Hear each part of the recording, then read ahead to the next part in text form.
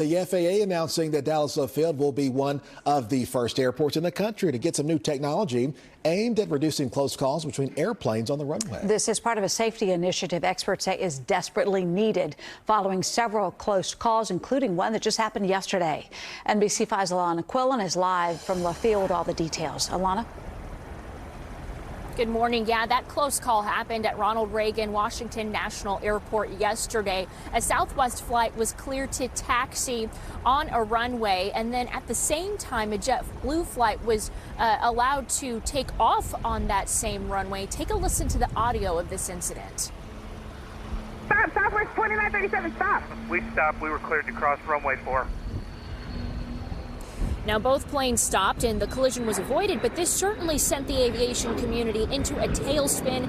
As industry experts say, these near misses on runways have become increasingly common. A retired commercial airline captain says that's due in large part to staffing shortages, which has led to a lack of experience throughout the industry. Last year, an independent safety review found an erosion of safety margins that must be urgently addressed. So the FAA released several initiatives to eliminate close calls. This week, they announced that Love Field, along with airports in Austin, Indianapolis, and Nashville, will be the first to receive new airfield surveillance systems. This technology, we're told, will show controllers surface traffic like aircraft and other vehicles in all weather conditions. It's like having an extra pair of eyes looking over their shoulder. It will automatically perform some alerts if there's a conflict. The safety of the system is going to be increased by having this new technology. But the real solution is to get more people into the jobs so that's not understaffed and build up the experience level. Now, these close calls have even been reported here in North Texas. FAA records show that last year there were 6 runway incursions at Love Field and 22 at DFW. None were classified, though, as serious. Now, this new runway safety tech is set to debut here at Love Field this July. The others will debut at the other airports next year. The FAA says they are also committed to hiring more air traffic control staff. Reporting live at Dallas Love Field, Alanna Quillen, NBC5. It has now been a week since that shooting at Dallas's Wilmer Hutchins High School, and today students will lead a school safety assembly. The principal will join student leaders to address issues and show solidarity after a 17-year-old got a gun past metal detectors on campus and shot another student in the leg. There was a community meeting with parents on Tuesday night. NBC5 will have more on today's student assembly later in the day. The family of a man who died while in police custody inside a hospital is speaking publicly following the release of officer body camera video. Kenneth Knox was brought to UT Southwestern by Wilmer police back in November of 2022. His family says he was having a mental crisis. Video here shows Knox being placed on a gurney, and that's when he gets into a struggle with officers. And at one point, when he's face down on the bed, you can hear him saying he can't breathe. Minutes later, medical staff realized he had no pulse. They try to revive him, but fail.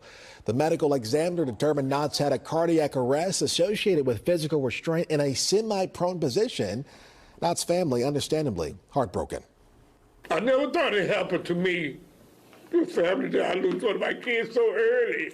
And knowing he was a good young man, he didn't deserve to go out this way. My son did not deserve to die like this. But I can't even begin to heal until they get prosecuted, till they get convicted, till they use their jobs. They have done something so horrible. I couldn't believe what I was seeing. The family's attorney filed a civil rights lawsuit against the UT system on behalf of Knox's 4 kids and his parents. A grand jury declined to indict the officers. So far, UT Southwestern has not responded to our request for comment. 6:35 now. Oil prices are up after Israel launched a strike against Iran. It was in response to that Iranian missile strike over the last weekend, which itself is in a response to an Israeli attack on an Iranian embassy building in Syria. The Today Show will have more on the attack amid growing fears of a wider conflict in the Middle East coming up at 7. Police arrested more than 100 Columbia University students at a pro-Palestinian protest on campus in New York City yesterday. Some of the students arrested were also suspended from the university and charged with trespassing on campus. It's unclear how long those suspensions will last. The student demonstrators had been occupying Columbia for 30 hours. The president of the private universities called it a safety concern. Students say campus leadership is biased. April 19th is a dark day in American history as it marks the end of the FBI siege at Waco and the bombing of the Oklahoma City Federal Building. It was 31 years ago. On April 19th, a 51-day standoff at the Branch Davidian compound came to a tragic end. A massive fire erupted inside the compound, destroying the structure and killing about 80 people.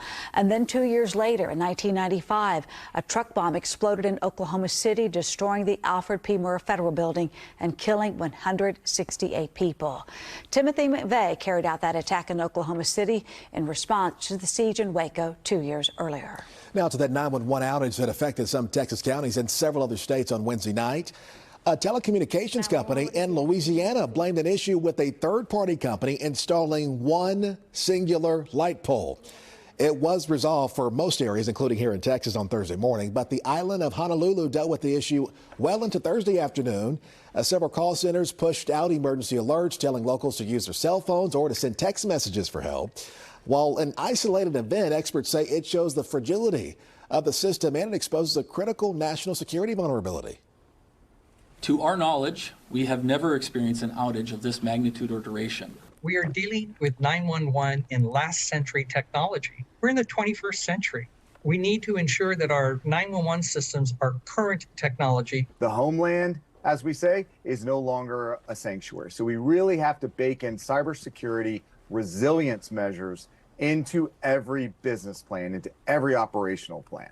So that last person you just heard from was Chris Krebs. He's the federal government's former cybersecurity chief. A similar incident happened back in 2017 in more than 12 states.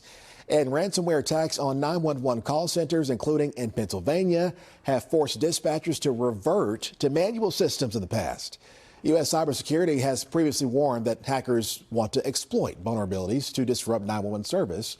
At risk, sensitive data that could affect emergency response abilities.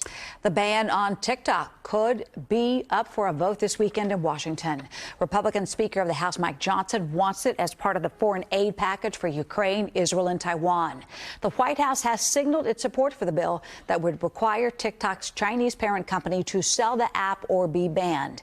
The House, controlled by Republicans, could vote tomorrow. The Senate, controlled by Democrats, could vote next week. Democrats have been less supportive of the idea. Supporters say TikTok is a security threat. All right, time now 6:39. In honor of National Volunteer Month, something good happened for some local students getting a lesson in kindness and in empathy. Communities and schools of the Dallas region and La La Land Kind Cafe stopped by the Meadows Elementary School in DeSoto ISD. The students created kindness confetti. They worked in small groups to talk about ways to spread kindness and to encourage each other. They colored pages, filled jars with affirmations, and they shared how they felt when people were kind to them.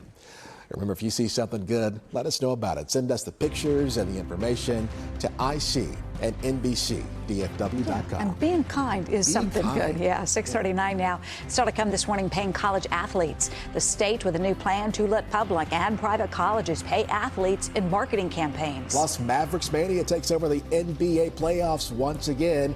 They're on the road to Los Angeles against the Clippers. We'll tell you why the experts say their matchup could be the best of the first round.